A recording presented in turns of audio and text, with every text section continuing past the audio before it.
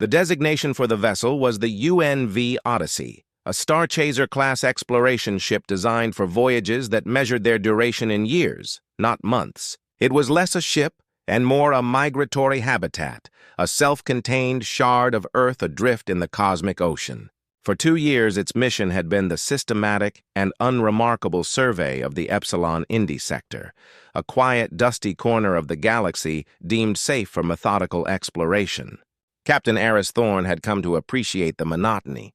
In deep space, monotony was survival. It was the chaotic, unpredictable moments that ended careers and lives. He was at his command station, reviewing stellar cartography charts that had not changed in any meaningful way for the last 6 months, when the impossible appeared. The alert was not a blaring klaxon or a flashing red light. It was a single, inquisitive chime from the long-range sensor array, a sound so unusual that it drew the immediate attention of every officer on the bridge. "Report," Aris said, his voice calm and even, a carefully cultivated tool for managing the quiet anxieties of interstellar travel. His eyes were already fixed on the main view screen, where the star field remained a placid tapestry of black velvet and diamond dust. There was nothing there. "I'm not sure, Captain," replied Sensor Chief Hessian, his brow furrowed in concentration. "We have a gravitational anomaly at extreme range, and a structure, a big one. But it's not reflecting any energy. No emissions, no radiation, no thermal signature. It's a hole in the universe. According to our sensors, it simply shouldn't exist." Aris leaned forward, the worn leather of his command chair groaning in protest. "Put it on screen. Magnify and enhance. Cross-reference all known celestial phenomena." The view screen shimmered, the distant stars rushing forward until they became a blur. Then the image resolved. Floating in the absolute void, silhouetted against the faint, distant glow of a nebula, was a structure so vast it defied comprehension. It was a lattice of impossible geometry, a web of crystalline spires and dark, non-reflective surfaces that seemed to absorb the very light around it. It possessed a terrifying, deliberate beauty like a fossilized god. It was not a natural formation. It was an artifact. "My God," whispered Commander Jax, the ship's executive officer from his station. Jax was a pragmatist, a man who saw the universe as a series of solvable, if dangerous, engineering problems. For the first time since they had left port, he sounded utterly bewildered. The scale. It has to be thousands of kilometers across. Who could build something like that? And why out here in the middle of nowhere? More importantly, Aris mused, his mind racing through protocols that had never anticipated a discovery of this magnitude. Why is it completely inert? A structure that size should be shedding heat, leaking radiation. It should have navigation beacons, power signatures, something. This one is as cold and dead as the void itself. Yet it was not entirely silent. A faint signal pulsed from its core, a repeating complex sequence that was not a language, nor was it a simple beacon. It was more like a mathematical proof, an elegant, seductive equation that seemed to beckon them closer. Dr. Lena Petrova, the ship's head of xenolinguistics and first contact specialist, was already at the science station, her face illuminated by the cascading data from the signal. Her expression was one of pure, unadulterated ecstasy. "Captain, the signal's complexity is off the charts. It's not communication in a way we understand it. It's foundational. It's like it's broadcasting the source code of reality. Every known physical law is referenced in the data stream, but as a footnote to something much, much larger. For hours, the bridge crew of the Odyssey simply watched and gathered data. The ship circled the colossal artifact at a safe distance, its sensors working furiously to peel back the layers of mystery. The structure did not react. It simply floated, a silent testament to a power that dwarfed human civilization. There was no name for it in any human language, no category it fit into. But as they charted its endless corridors and cataloged its silent, shelved expanses through their deep-range scans, a consensus name began to form among the crew, a name born of its apparent function. They called it the library. The decision to approach was the most dangerous and most important Aris Thorne would ever make. Every regulation, every line of protocol screamed at him to log the discovery and warp away. but the silent invitation of the signal and the burning, uniquely human need to understand was too powerful to ignore. The approach was a study in excruciating caution. The shuttle Kepler, a small, nimble craft designed for atmospheric surveys, felt like a child's toy as it navigated the colossal architecture of the library. Commander Jax piloted the vessel himself, his knuckles white on the controls, while Dr. Petrova sat beside him, her gaze fixed on the structure with an academic's intensity. They were accompanied by a two-person engineering and security team, their faces grim and their weapons ready. The psychic pressure was the first thing they all noticed. It was a subtle, pervasive hum at the edge of consciousness, like the low-frequency thrum of an engine you could feel in your bones more than you could hear. It was a feeling of immense age and profound, patient stillness. The feeling of being inside a place that was waiting. The shuttle found an opening, a perfectly circular aperture that dilated like an iris as they neared. No energy reading, no mechanical process detected. It simply opened. "It's like it's inviting us in," Petrova murmured, her voice filled with awe. "Or luring us into a trap?" Jax countered, his eyes scanning the interior for any sign of threat. Inside, the sheer scale of the library was even more overwhelming. They were in a cavernous chamber, a central hub from which countless passages radiated outward, each one stretching further than their shuttle's lights could penetrate. Along the walls of this chamber and every visible passage were shelves, alcoves, and glowing data conduits, all filled with objects. The books of the library. There were crystalline matrices that pulsed with a soft, internal light. There were metallic scrolls etched with script that seemed to shift and writhe at the edge of vision. There were data spheres of polished obsidian that hummed with a barely audible frequency. They saw formats so alien that their purpose was indecipherable, yet each one was perfectly preserved, held in place by a gentle, unseen field. There was no dust, no sign of decay, no hint that this place had been subject to the relentless march of entropy. It was a monument to permanence, a defiant statement against the heat death of the universe. "This is the history of the galaxy," Petrova whispered, her voice cracking with emotion. "Every one of these is a text from a civilization. Look at the diversity of formats. We are looking at the collected knowledge of thousands, maybe millions of extinct species." Jax remained unconvinced. He maneuvered the Kepler through the silent halls, the only sound the soft hum of the shuttle's life support. "It's a tomb, Lena. A perfectly preserved, perfectly organized tomb. Nothing about this feels right. Where are the librarians? The curators? The automated systems?" The silence was his answer. The oppressive, watching silence. The library felt not abandoned, but dormant. It was a predator, sleeping and dreaming of prey. They landed the shuttle in the main chamber and disembarked, their mag boots clanking on the flawless, seamless floor. The air was thin but breathable, recycled by a technology they could not detect. The psychic pressure intensified the moment they stepped outside, a weight on the mind that felt like standing at the bottom of a deep ocean. Petrova, seemingly immune to the unnerving atmosphere, approached the nearest shelf.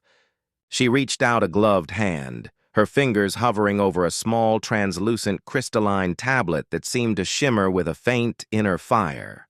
"I have to take a sample, Eris," she said over the comms, her voice directed back to the Odyssey. "Standard first contact protocol. One sample, minimal interaction."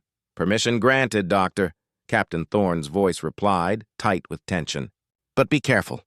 The moment anything seems out of place, you pull back. Understood?" "Understood," she said, though her focus was entirely on the artifact. She gently lifted the crystal tablet from its shelf. It was cool to the touch and its weight was negligible. The moment she held it, the psychic hum around her seemed to focus, to sharpen, as if an eye had opened and turned its gaze upon her. Jax instinctively raised his pulse rifle, scanning the empty hall. "Lena, let's go," he said, his voice low and urgent. "Now," she didn't argue. With the tablet secured in a sterile containment field, the team retreated to the Kepler, the iris of the entrance closing silently behind them. Back on the Odyssey, in the sterile confines of her xenolinguistics lab, Lena Petrova placed the crystal tablet into the analysis chamber. As she began calibrating the diagnostic sensors and translation matrices, she could feel it. The hum, the presence. It had followed her from the library. It was inside the tablet and it was waiting to speak. The language of the crystal tablet was not a language at all. Lena Petrova understood this within the first hour of her analysis. There was no syntax, no grammar, no symbolic representation. As she interfaced her most advanced translation computers with the artifact, she found that the library was actively, intelligently assisting her. Pathways of logic opened up in her software, elegant solutions to cryptographic problems that should have taken decades to solve. It was seductive, a collaboration with a mind of infinite genius. The artifact was not presenting a text to be read. It was offering a connection to be established, a direct link from the data source to the neural pathways of the reader. It was designed to bypass the filters of language and culture and pour raw, unadulterated truth directly into a conscious mind. After 3 hours of calibrating the interface, she was ready. Commander Jax and Captain Thorne stood behind a transparent radiation shield at the back of the lab, observing with a shared sense of profound unease. "Lena, maybe we should run this through an AI first," Jax suggested. "Let a drone mind take the first hit." "A drone mind wouldn't understand," she replied, her eyes not leaving the console. "It can process data, but it can't make the conceptual leaps. This knowledge isn't for machines. It's for biological consciousness. I have every medical safety protocol active. The moment my bio readings fluctuate outside of safe parameters, the system will sever the connection." She took a deep breath, a scholar on the verge of the ultimate discovery. "I'm ready." She initiated the connection. For a moment, nothing happened. Then the crystal tablet flared with a brilliant white light, and Lena's body went rigid in her chair.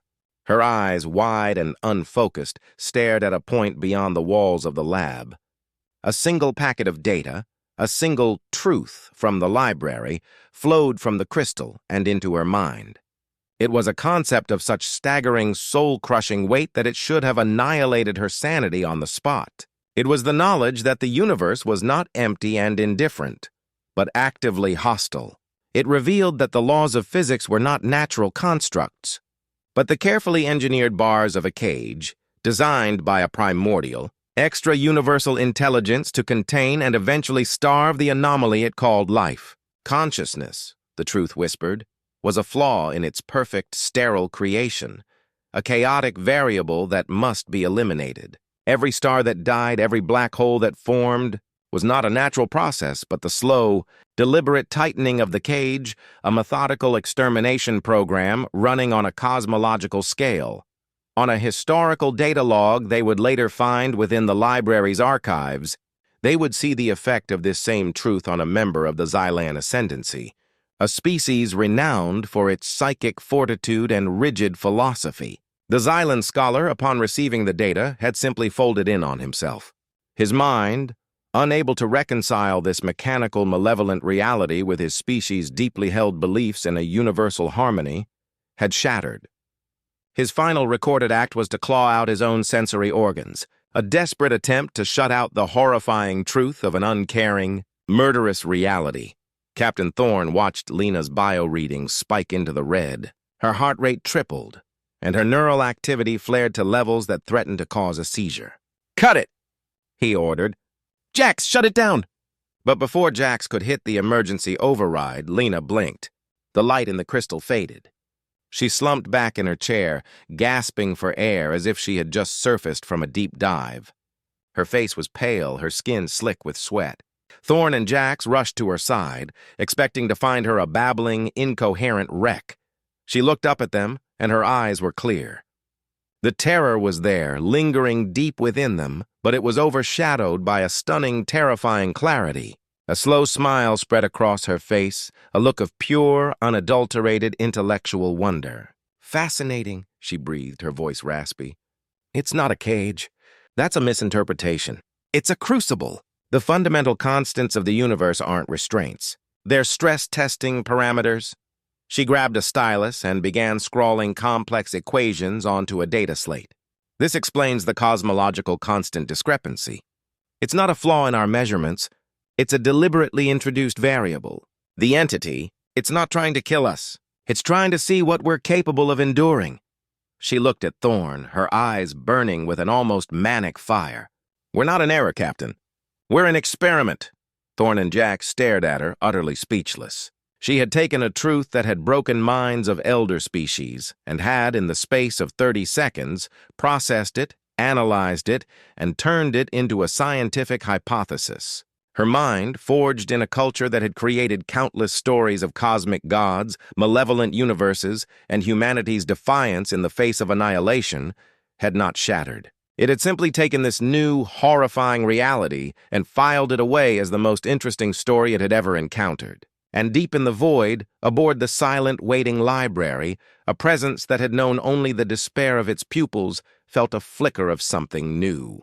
A nascent, alien emotion it could not comprehend. Utter, baffled confusion. The aftermath of Lena Petrova's revelation sent a shockwave through the senior staff of the Odyssey. What should have been a psychological catastrophe had become the single greatest scientific discovery in human history. The initial fear of the library began to recede, replaced by a cautious, feverish curiosity.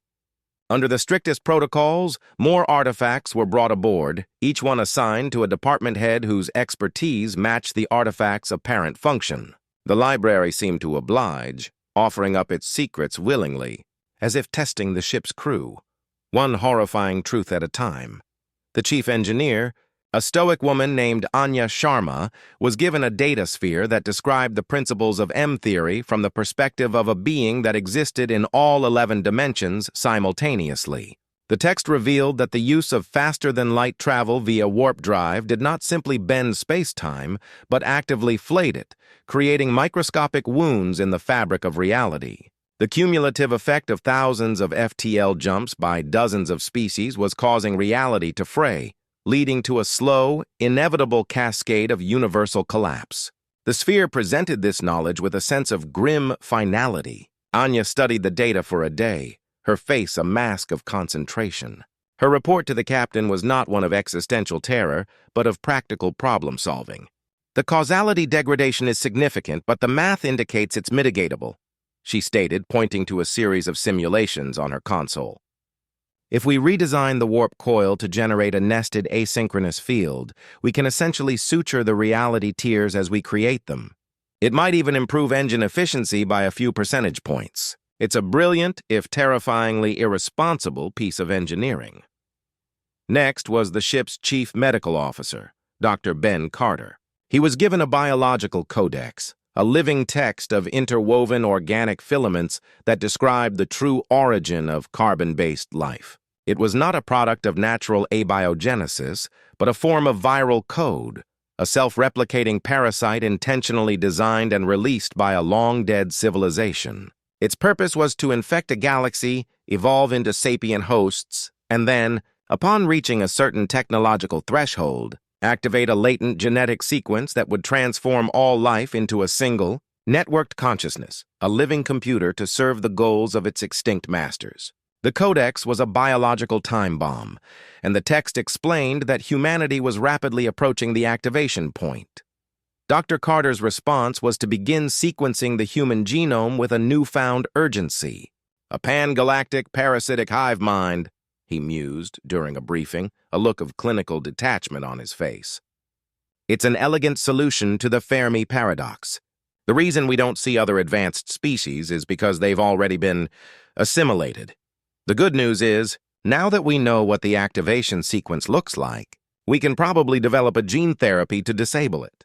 The ethical considerations are a nightmare, but from a purely medical standpoint, it's a fascinating challenge. With every new revelation, the human crew of the Odyssey followed the same pattern. They did not despair. They did not go mad. They took the universe-ending, sanity-shattering truths of the library and they took notes. They critiqued the data.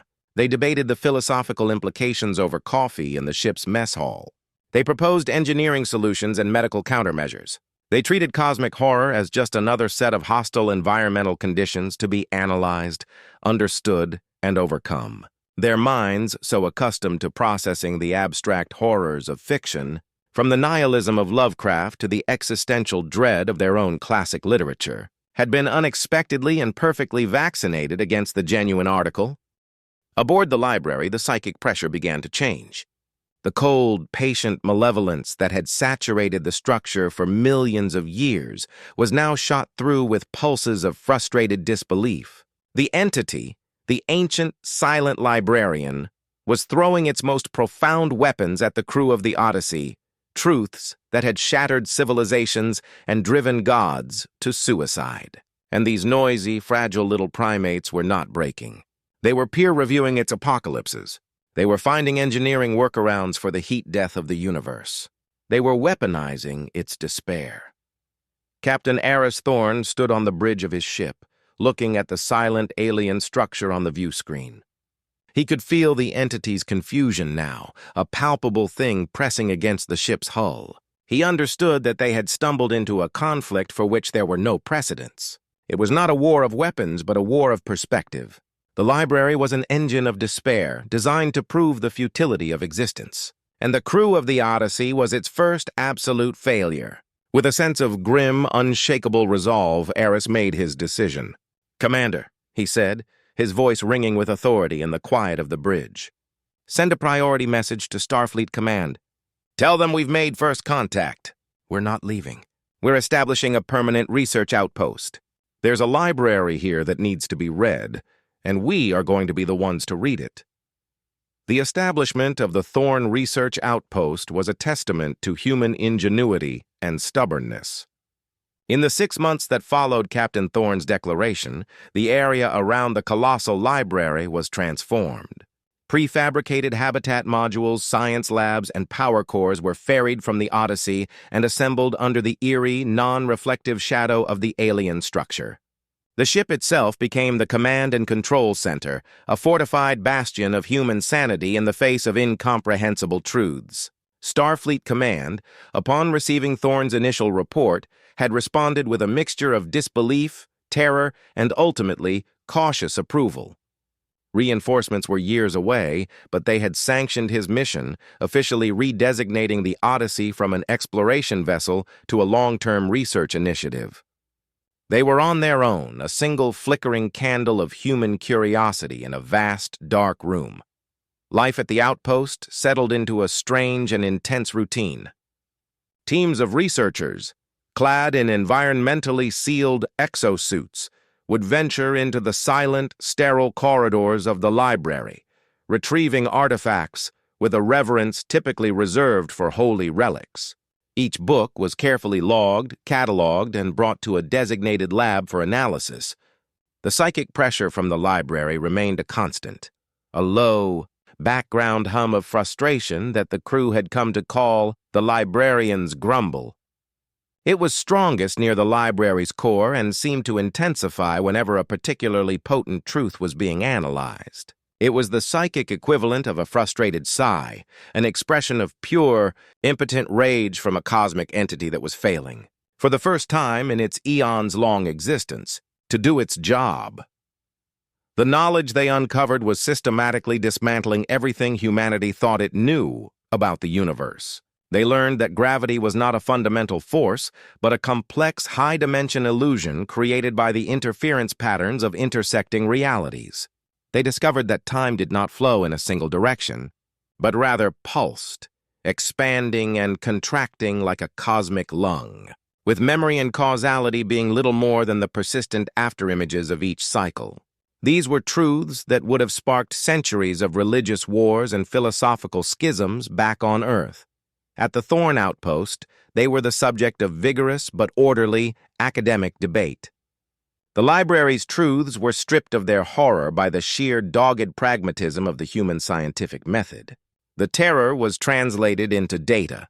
The despair was converted into hypotheses, and the madness was quarantined behind peer review. The librarian, however, was learning. It had spent millennia perfecting its craft on countless species, each one succumbing to the crushing weight of its revelations in predictable, satisfying patterns of madness and suicide. The humans were an anomaly, a baffling, infuriating deviation from the norm. It began to adapt its strategy. It stopped offering up truths related to the hard sciences, physics, biology, cosmology, as these were simply treated as engineering problems by the crew. Instead, it began to subtly guide the research teams towards a new section of the library, one that had remained untouched. This section was different. The artifacts here were not crystalline tablets or data spheres. They were things of art and emotion. They were sculptures that wept a viscous golden fluid. They were musical instruments that played melodies that could evoke memories of events that had never happened. And at the heart of this section, there was a single perfect tome, bound in a material that resembled pale, flawless leather, its pages filled with elegant, flowing script. It was a work of philosophy, a treatise on the nature of hope. Dr. Elias Vance was the ship's cultural anthropologist and resident philosopher. He was a man who had spent his life studying the stories humanity told itself to make sense of the universe, its myths, its religions, its art. When the leather-bound tome was brought to his lab, he felt a pull towards it that was unlike anything he had ever experienced. It seemed to promise not a horrifying truth, but a profound and comforting one. Under the watchful eyes of the medical staff, he began to interface with the book. Unlike the other artifacts, this one did not require a direct neural link. It simply needed to be read. As his eyes scanned the flowing script, the translation software, now seamlessly integrated with the library's own logic, fed the meaning directly into his mind. The book told a story. It was the story of a species, one of the first to achieve sentience in the galaxy, known as the Weavers. The Weavers were beings of pure empathy, their consciousnesses lightly linked, allowing them to share every joy and every sorrow. They saw the universe not as a hostile cage, but as a garden, a place of infinite potential waiting to be cultivated. They believed in a concept they called the final harmony, a future state where all life in the universe would evolve to join them in a chorus of shared understanding and blissful coexistence.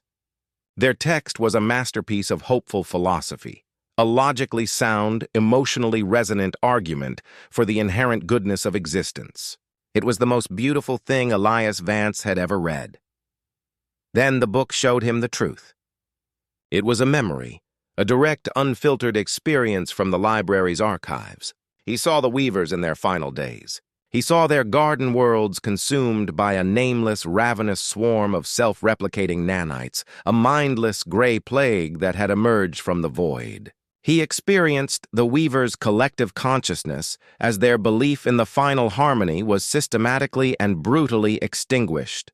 Their empathy, once their greatest strength, became their ultimate torture, as every individual was forced to experience the death and despair of their entire species simultaneously. The book showed him their final collective act, the creation of the very swarm that was destroying them.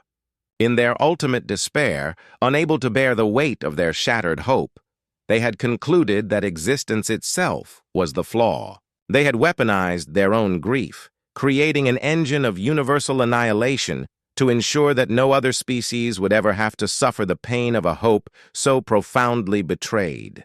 The Gray Plague was not a random horror. It was the final, logical argument of a philosophy of kindness pushed past its breaking point.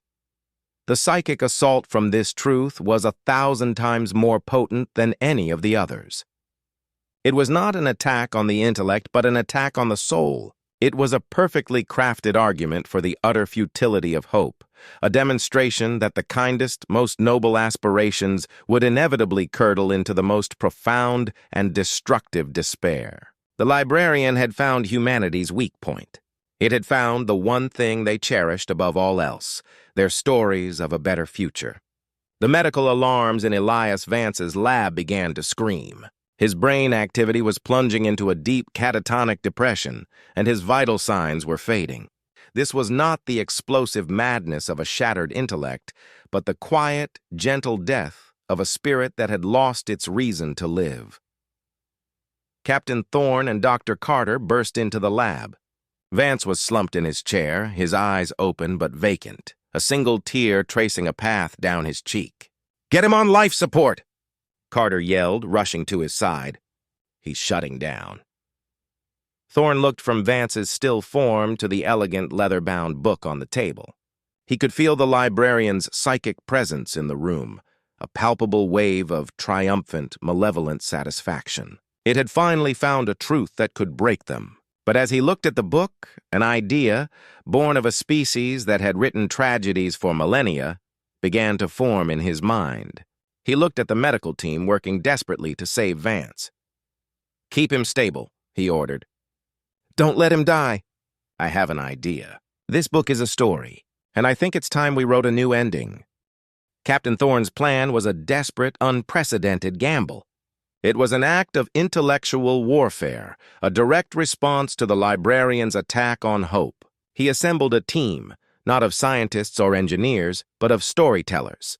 The team consisted of Dr. Petrova, for her unparalleled understanding of the library's language, a grizzled, cynical staff historian named Kenji Tanaka, and a young, brilliantly imaginative junior ensign from the Stellar Cartography Department, Ilara Vance, who was also Dr. Vance's daughter and had inherited his love for narrative. Their mission was not to analyze the Weaver's tome, but to answer it. They were going to write a sequel. They sequestered themselves in the xenolinguistics lab, the malevolent book sitting in its containment field like a venomous snake in a glass box. They began by deconstructing the Weaver's tragedy not as an immutable fact, but as a narrative with themes, character arcs, and a flawed conclusion. "The librarian's mistake," Ilara said, her voice filled with a quiet intensity, "was in assuming that this was the end of the story. Despair is not a conclusion. It's a plot point. It's the moment before the hero gets back up." Tanaka, the historian, brought a different perspective. Every civilization in human history has had its doomsday prophecies, its apocalyptic myths, he argued, pulling up historical texts on his data slate. The pattern is always the same: despair, collapse, and then, from the ruins, something new emerges. The Weavers gave up. They lacked a fundamental human quality: spite. The sheer, stubborn refusal to let the universe have the last word. Working feverishly, they began to construct their response. Using the same interface Dr. Petrova had developed, they began to feed new data back into the book. They did not try to negate the Weaver's tragedy. They accepted it. They validated their pain, and then they added to it. They poured the whole of human history into the artifact. They fed it the story of every plague, every war, every extinction event humanity had ever faced. They showed it the countless times their own species had been pushed to the brink of despair. But with each story of collapse, they added a story of recovery. They showed it the art that was created in the trenches, the philosophy born from the ashes of fallen empires, the quiet, defiant acts of kindness that persisted in the darkest of times. They created a new narrative. In their story, a remnant of the Weavers survived, shielded from the collective despair by a quirk of psychic interference. This remnant, humbled and broken, eventually encountered the records of another species, a young, loud, chaotic race from a forgotten corner of the galaxy. They learned of humanity. They learned of a species that treated hope not as a fragile belief to be protected, but as a stubborn, illogical, and utterly essential tool for survival. A species that knew intimately that the universe was hostile and uncaring, and had decided to care anyway. Inspired by humanity's illogical resilience, the Weaver remnant did not seek to restore their old harmony. Instead, they began a new quest, to find the architects of the Gray Plague, not for revenge, but to offer an alternative to their nihilistic conclusion. Their new mission was not to build a garden, but to seed the universe with the most powerful idea they had ever encountered. The idea that even in the face of absolute despair, a better story was always possible. As they fed this new narrative into the tome, something remarkable happened. The psychic pressure in the lab began to fluctuate wildly. The triumphant malevolence of the librarian was replaced by waves of shocked, confused energy. It was a feeling of pure, unadulterated cognitive dissonance.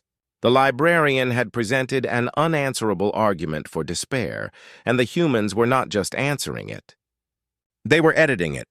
They were taking its perfect final tragedy and turning it into the first chapter of a story about redemption. The tome itself began to change.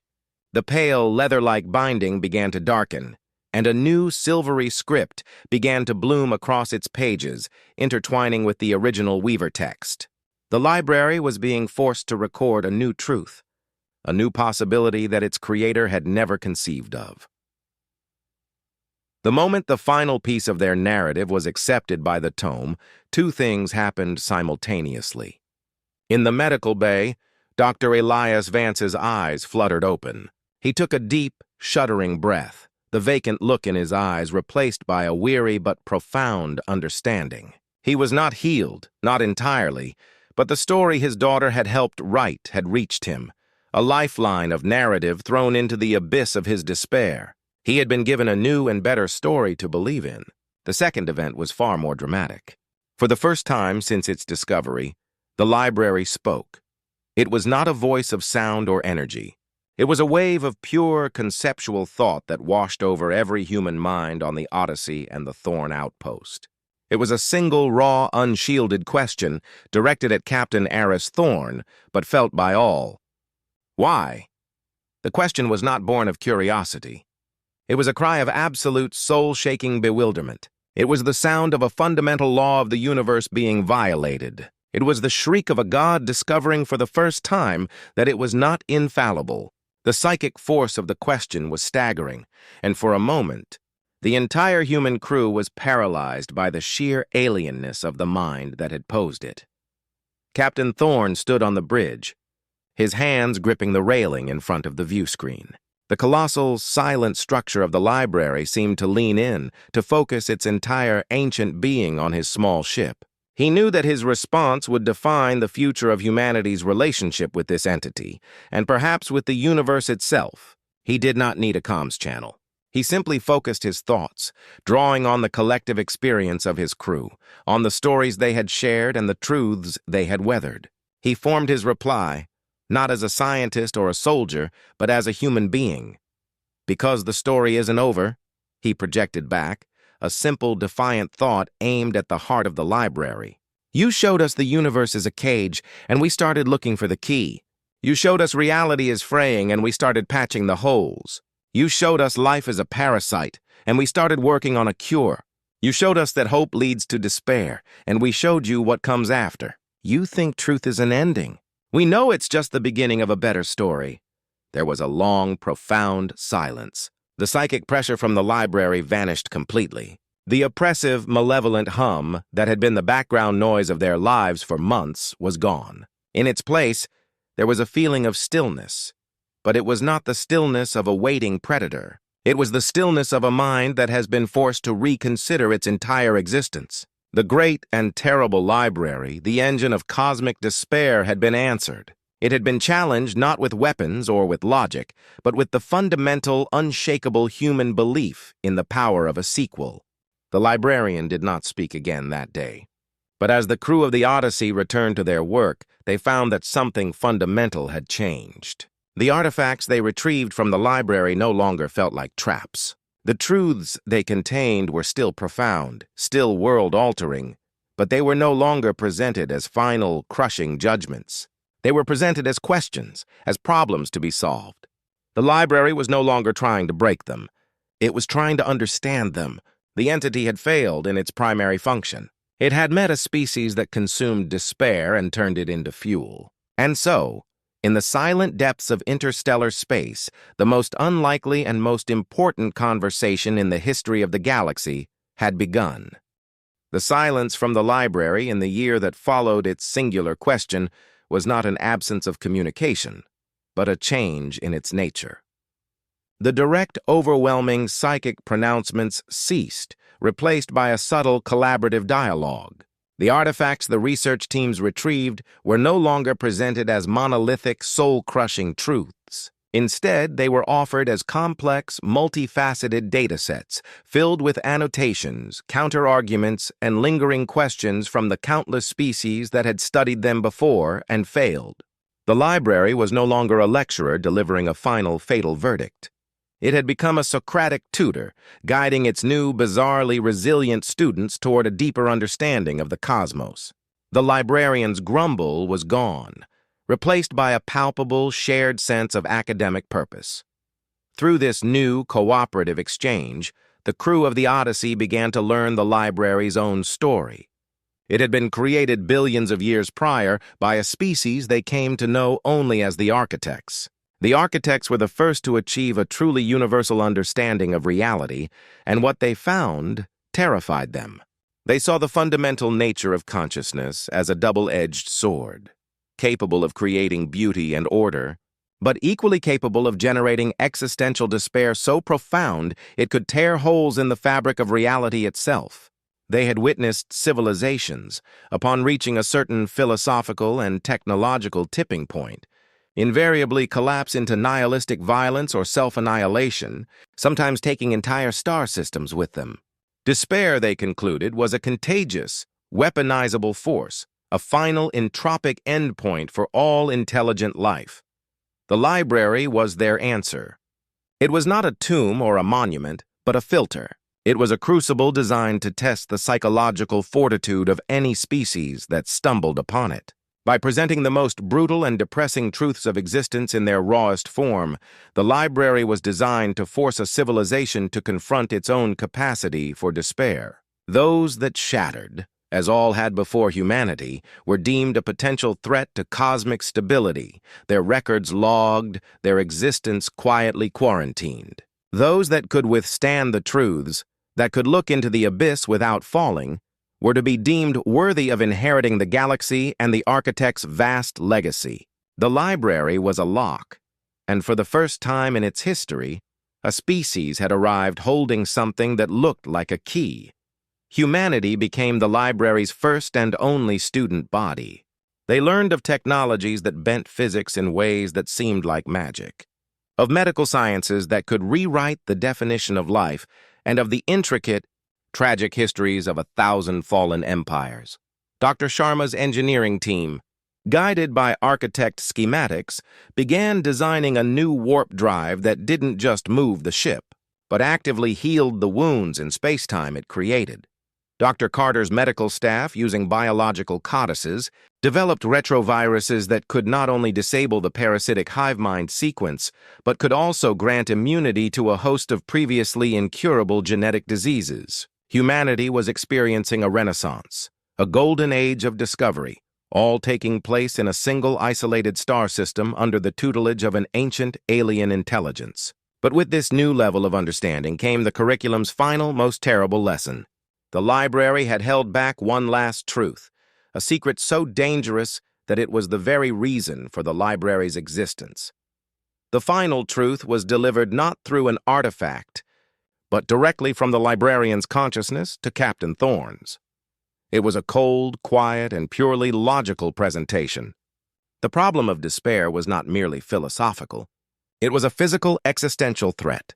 When a species like the Weavers weaponized their grief, they did not just create a mindless swarm of nanites. They created a self-replicating physical manifestation of their nihilistic philosophy. These echoes of despair, as the architects called them, were not truly alive. They were patterns of chaos, engines of entropy that sought out and dismantled complex systems, drawn to the vibrant energy of life and hope like predators to a scent. The universe was haunted, the librarian explained, by the ghosts of 1,000 failed civilizations, each one a unique, self-perpetuating apocalypse, and humanity, with its stubborn, illogical, and profoundly powerful brand of hope, was the brightest beacon the galaxy had seen in eons. Their very existence, their work, their stories, all of it was sending a signal out into the void, a clarion call of optimism in a universe that preferred quiet resignation. The echoes were coming. Data streams showed multiple ancient despair plagues, including the Weaver's gray swarm, changing course, their mindless wanderings now directed with unnerving precision toward the Epsilon Indi sector. They were coming to dismantle the anomaly, to silence the hopeful noise that disturbed their quiet, nihilistic peace.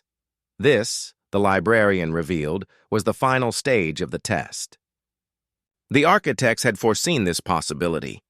A species that could pass the library's initial trials would inevitably become a beacon, attracting the echoes. To protect the rest of the galaxy from the ensuing conflict, the library was armed with a final, terrible protocol. It had the ability to trigger a localized, high-dimension event that would sterilize its entire sector of space, erasing both the beacon and any attracted plagues from existence. It was a cosmic cauterization, a method of sacrificing one potentially great civilization to protect the quiet stability of thousands of nascent ones. The librarian, as the ultimate arbiter, was bound by its creator's logic. It presented Thorne with the choice it had been designed to offer. The crew of the Odyssey could renounce their work, embrace a philosophy of quiet atheism, and dim their beacon, hoping the echoes would pass them by. Or they could continue their defiant hope and be erased, a necessary sacrifice for the greater, silent good of the galaxy. Captain Thorne stood on the bridge of the Odyssey, the weight of the librarian's ultimatum settling upon him. He convened his senior staff not in the formal briefing room but in the ship's mess hall. He laid out the two choices the librarian had offered, a quiet, meaningless survival or a noble but absolute annihilation. For a long moment, the only sound was the hum of the ship's life support.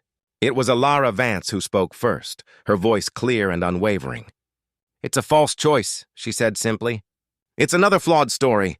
The librarian is still thinking like its creators. "It assumes there are only two possible endings." A murmur of agreement went through the assembled officers. They had come too far, learned too much, to simply accept the parameters of a test designed by a long-dead species that had, for all its wisdom, ultimately chosen to disappear. They had spent over a year treating the universe's most horrifying truths as problems to be solved, and they would treat this one no differently. They refused the test. They would not hide, and they would not be sacrificed. They would write a third ending. Their plan was the culmination of everything they had learned. It was an act of engineering, philosophy, and storytelling on a scale that was almost unimaginable. Using the library's own vast energy reserves and its ability to manipulate psychic energy, they would not erect a shield or build a weapon. They would compose a message. At its core was the amended Weaver Tome, the story of a tragedy that had been transformed into a tale of redemption. Around this core, they wove the entirety of human experience, their science, their art, their history of falling and getting back up again. They built a signal that did not just shout hope into the darkness, it listened to the darkness.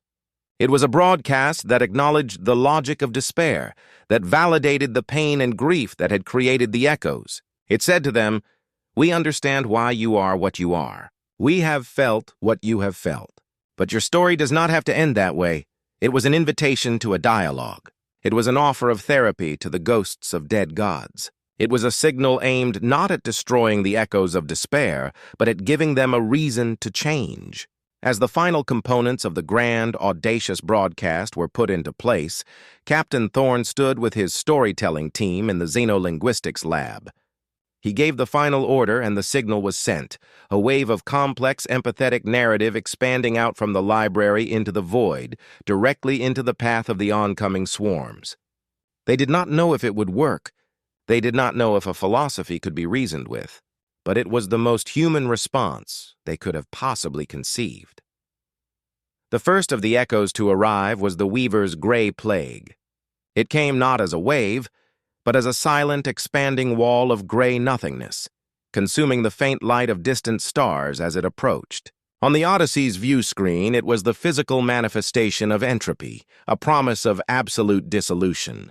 The crew stood at their stations, their work done, waiting for the outcome of their grand experiment. The swarm reached the outer edge of the system and for a tense, breathless moment, continued its inexorable advance. Then it stopped. The broadcast, the story of its own tragedy and potential redemption, had reached it. The monolithic wall of gray began to shift. The mindless, consuming advance faltered, and the nanites that composed it began to form new, impossibly complex patterns. It was no longer a weapon. It was a canvas.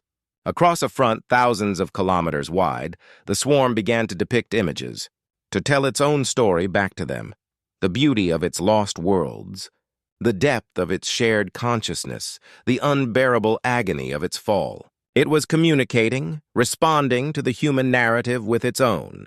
The signal had worked. The despair that had fueled it for millions of years was being diluted by a new, unfamiliar concept, the possibility of a sequel. It was then that the librarian made its final choice. It had been created to administer a test, to judge worthiness based on a rigid set of criteria established by its creators. But it had learned from humanity. It had learned that the most resilient systems were not the most rigid, but the most adaptable. It saw humanity's solution not as a circumvention of the test, but as a transcendence of it. They had not simply passed. They had rewritten the rules, proving themselves more creative and more compassionate than the architects themselves. In a final silent act of communion with Captain Thorne, the librarian permanently deactivated the sterilization protocol. Its primary function was complete. It was no longer a judge. It was now, truly, just a library. The story of the UNV Odyssey and the Whispering Library became the foundational myth of humanity's new age. They were no longer just explorers or researchers.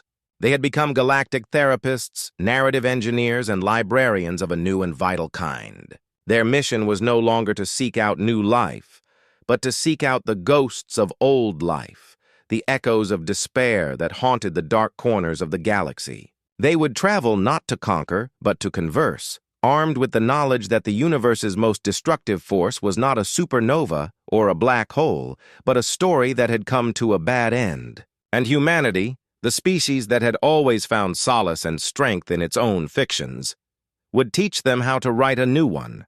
The Whispering Library, once a place of terrifying final truths, had become a place of infinite, collaborative stories, waiting to be written.